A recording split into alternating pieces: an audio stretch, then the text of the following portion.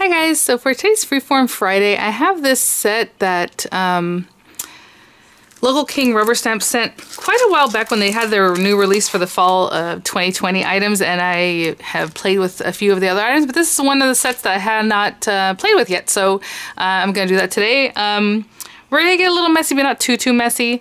And yeah, so they sent these items free of charge for my review, and all opinions are my own, so as always. And although I do not have an affiliate relationship with Local King, you know, I have the links in there just to make it easy for you guys to go over there, but they are not affiliate links. But I might have other links for some of the other products that I will use, and those would be affiliate links, which means I'll make a small commission if you were to purchase items through those links, okay? So definitely check out Lisa's YouTube. She has amazing videos. Like, I can't even touch the creativity that she just has and is just so great at using, you know, her stamps and dies and things. But this is No Buts About It, I believe is what it's called, because I don't think the name is on the packaging that I got, but I think they do it a little bit differently now.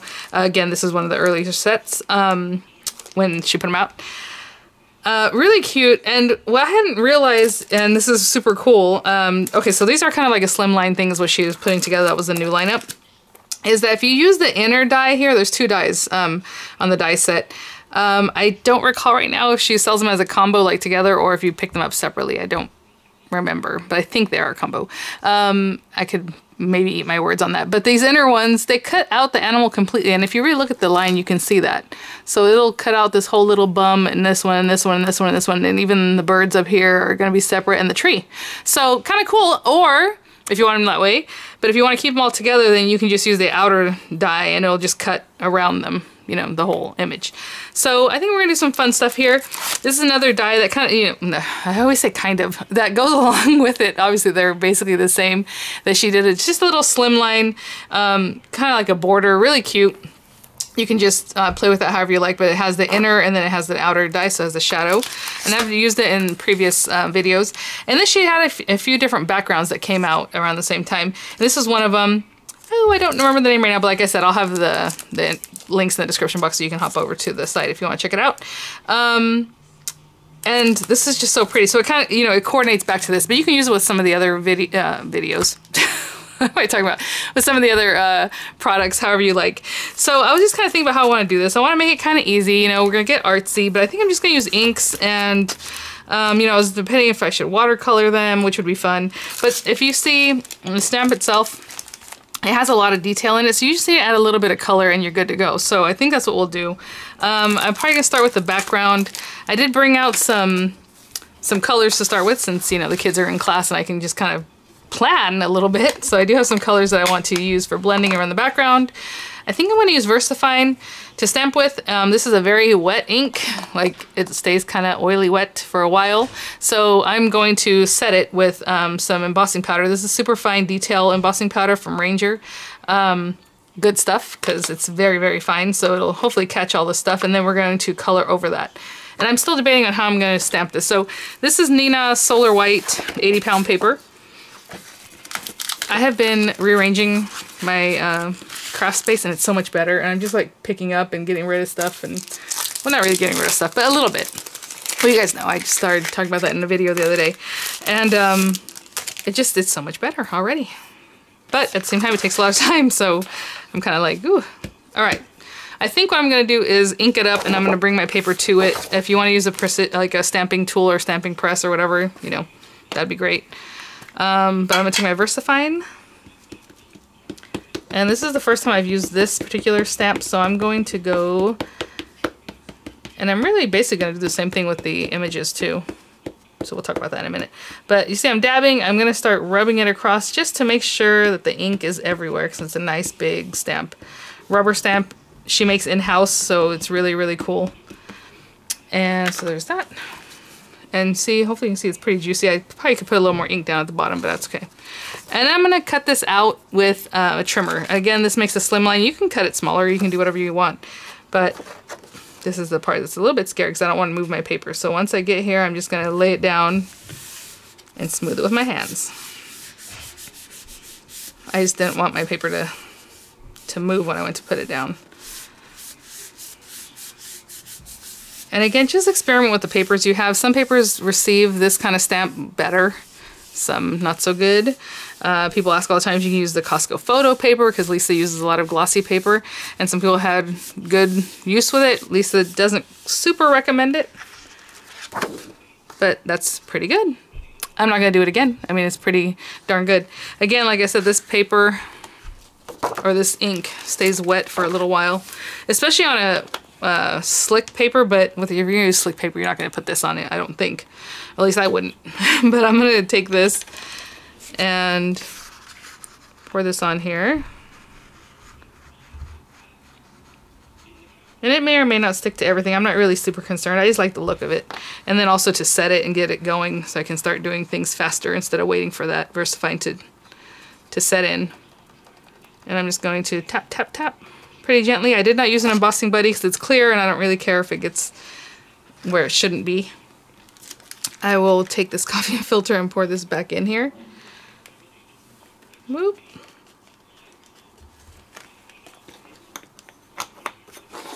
And then I'm just going to heat set that with a heat tool. Oh, you know what? Did I unplug this today? Okay, good. I was rearranging stuff and I did unplug a lot of things, but I wasn't sure if I plugged it back in. Alright, so I'm just going to heat set that, and you can see it looks powdery right now. Once it starts looking glossy, just move on. So it's starting to get a little bit glossy there. You see that? Hopefully, maybe. Once it starts changing, just move to the next area. Okay? And I'll be back. It's going to take me a minute. Let that set up, I think. It's good. Just because it's still warm, you know, I just let it cool off. Oop. And so what I'm going to do is just take my magic mushrooms here. And the red one, yeah. So red and kind of yellow. You know, I should probably use the yellow one because, well, nope, I am using orange. I'm using orange, brown, and yellow. I thought I grabbed the red one. So, okay, let's do orange, brown, and yellow. All right, I need to finish labeling those so I can, the way I normally use them. Okay, I think I'm gonna start with the orange at the top, and I'm just putting down some color. It's not anything super difficult. And then for some reason I keep using the quick dry inks for this, and which is kind of silly because they dry quick. They're not really meant for blending, but I always use them, so I will continue to do that, I guess. Does that make sense? You know what I'm saying? Like, they're not really meant for blending. And I hope you can see what I'm doing. I'm kind of keeping it around the top edge here. Maybe a little more. Maybe I'll bring in some red. Okay, so there's the orange. Now I was going to go into yellow from there. There's Honey Pot. The other one's just called orange. And this one is still kind of orangey even though it's yellow because it's Honey Pot. And again, I'm just mixing it up.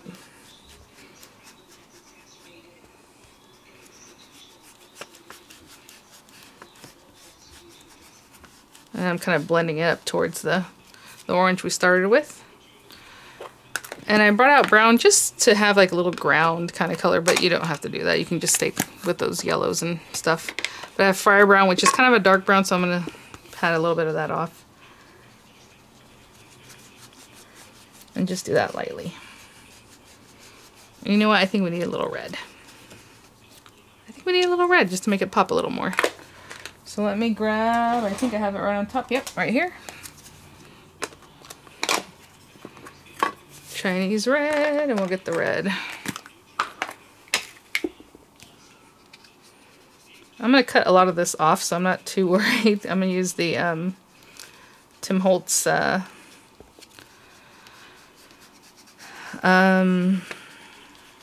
decal edge cutter, just to cut this out and have it look really pretty. I think that's good. So again, just a little background. And once that's kind of set up, I'll just take a dry towel and just clean it off. It's pretty much cleaned off. If you use like white, like clear, so that you see the white underneath the paper, when you come back in, you kind of clean it up. It looks better, but since this is black, it's not really affecting anything, but I'm just still gonna clean it off a little bit. Okay. And like I said, I'm gonna take my decal cutter. Let me see if I can grab it without making a a lot of problem here. All right, let me see how, if I cut it here, that's about 3.5. Okay, good. So I'm gonna cut it right kind of on the line of where the stamping is. So you see I cut a little bit off of it. Just because now I'm going to start actually eyeballing this and we'll see how much I need to, what size I want to cut it down to that makes sense, because I like my slim lines to be 3.5 by 8.5. So if I cut it off at 3.25.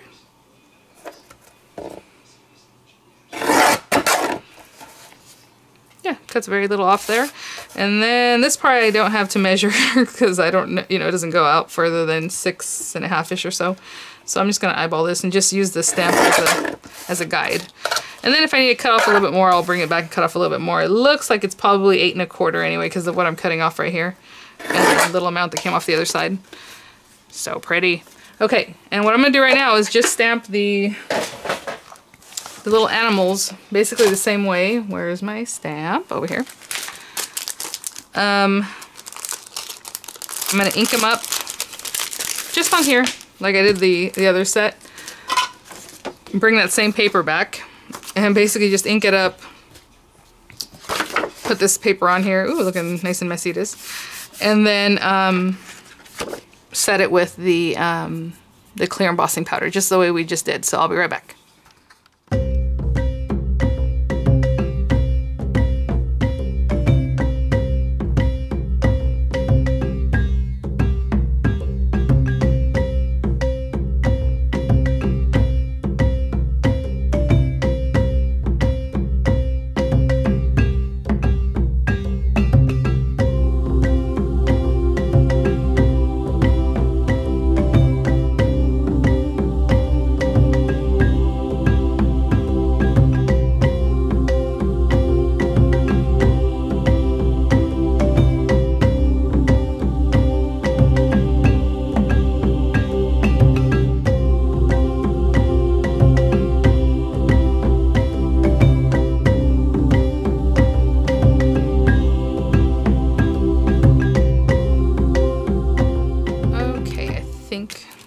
Ready to cut.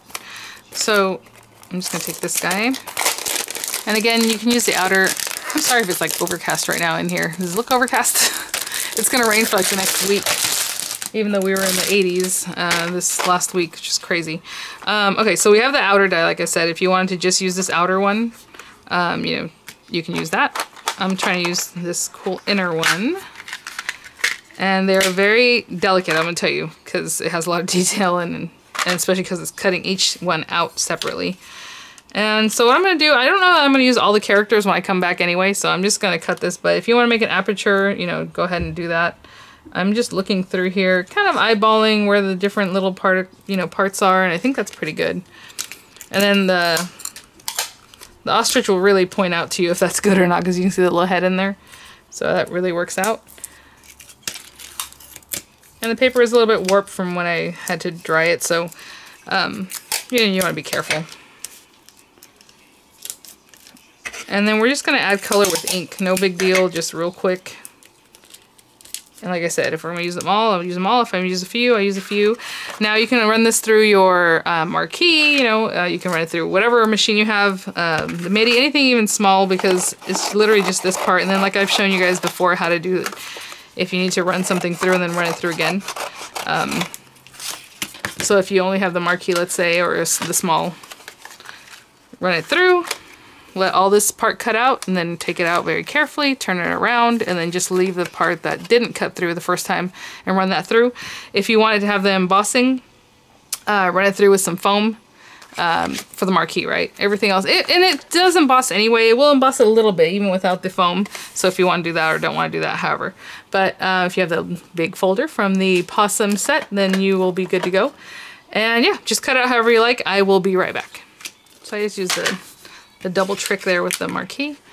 And again, look at that. And I just eyeballed that. That's pretty good. So there's that. They're all just going to come out.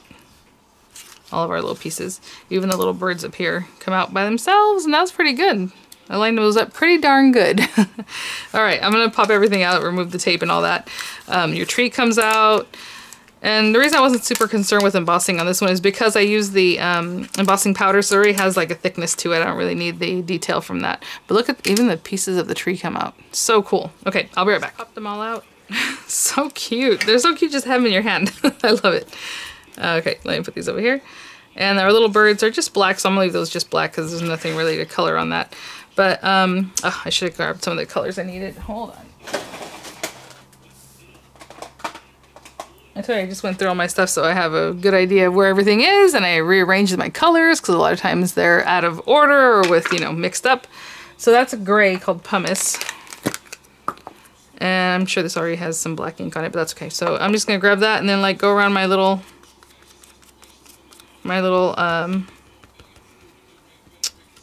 what's it called? Elephant. And look at his little tail. Aww, that's so cute.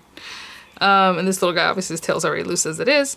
My zebra, he's okay. I'm just gonna give him a little bit of color around the edge. He doesn't really need much because, you know, it's a zebra. And his tail also pops up. Adorable. What do we got? We got some kind of rhino type thing. Maybe I'll do brown, a little gray, and I'll come in with some brown. And this is a lion, isn't it? Okay, so I just want to see what all I'm coloring gray. Oh, actually, maybe that's another elephant. This is a little rhino butt. Or something. Let me see. So I did a little gray. I'm gonna grab a little brown. And then the tree, you know, I'll dabble a little green on it at the top here. And, you know, a lot of these things are kind of brown and gray colors. So I'll do a little more brown on this guy. And then put a little gray, maybe more. There's that guy. And then we have our lion, which I'll probably use some brown and some yellow. This the yellow one? Yes. So I'm just gonna come in. He's vibrant.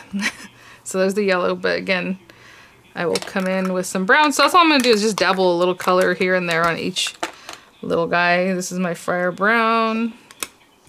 Maybe lighten him, make him a little more muted. That little brown color there. And then we have that guy. Oh, this guy needs to be yellow and brown too. Maybe yellow, orangey, what do you think? I don't know. This little guy can have a little gray with him. Just a small amount of gray. I didn't even dip it again. I just put a little color on him. And yeah, so I just have this guy to do. Again, I wanted to start with yellow, but maybe this one's a little too bright. Let me grab that yellow again. Do it a little, very lightly. I'm just barely tapping, as you can see. There we go. Because he is a little bit white, a little bit yellow. Little light brown. What else? What other color do they have? They all have lots of coloring on them. So out here, we have the San Diego Zoo, but we also have the Safari Zoo Park, which is really cool. I'm just gonna take a little brown around here. And they have all kinds of baby giraffes and really cool stuff like that. Okay. I think that's it. I'm gonna do a little green on the tree, clean this up, and I'll be right back. I have my little guys, and this is kind of what I was saying. So this is 8.5 by 3.5. It's really 8.5 by 7, scored at 3.5. And then when I brought this back, although I cut this at about, you know, I wasn't sure exactly what the sizing was, and then it's really slim on the top. So I'm gonna take a little bit more off the bottom edge, I think, just to mat it a little better in there.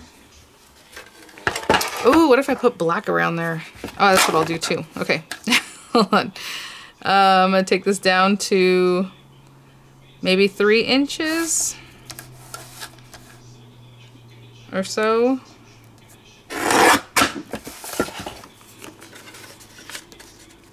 Yeah, that mat's a little bit better, as you can see that. And you know what I do? I'm gonna cut a black mat at 8 1/4 by 3 1/4, and I'll be right back. Okay, let me grab some glue here. We'll glue this down, and then we'll go from there. So this is that really pretty shiny paper from Tonic. Sorry, I think this thing's gonna fall. And I always forget the name, but I will have it there.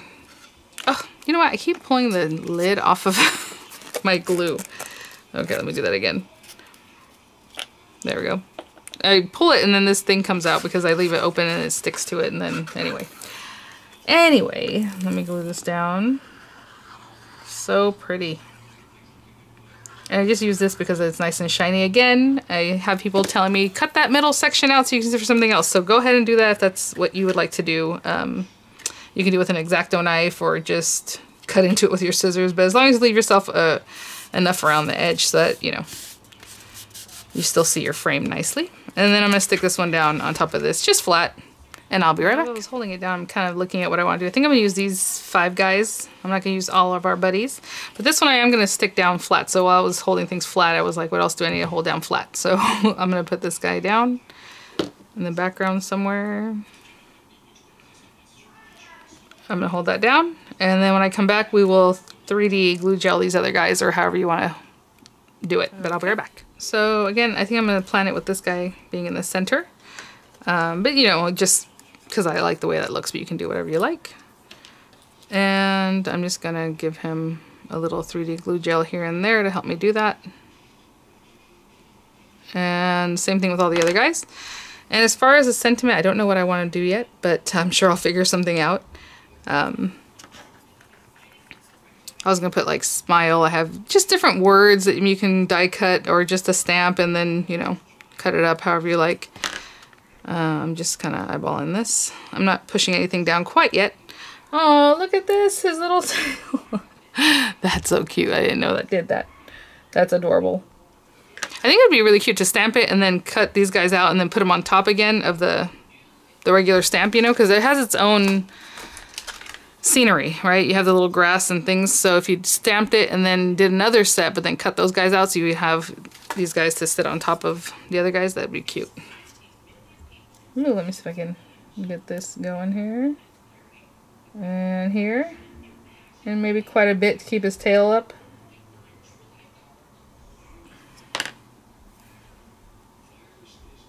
So cute. Oh my gosh. Okay. Love this guy. Let's see if there's anything going on here. Okay. A lot of times it's easier to tell from the back if it has something that needs to pop up or however you want to do it. Got this guy. By that poor zebra who you'd probably want to eat, but that's okay. We're just gonna put him right here.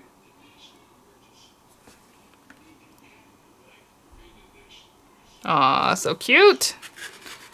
So like, just so pretty, very safari, very elegant, but I think it's cute because of little buns. All right, and then I have these little, oopsie, birds. I think I'll put them in here somewhere.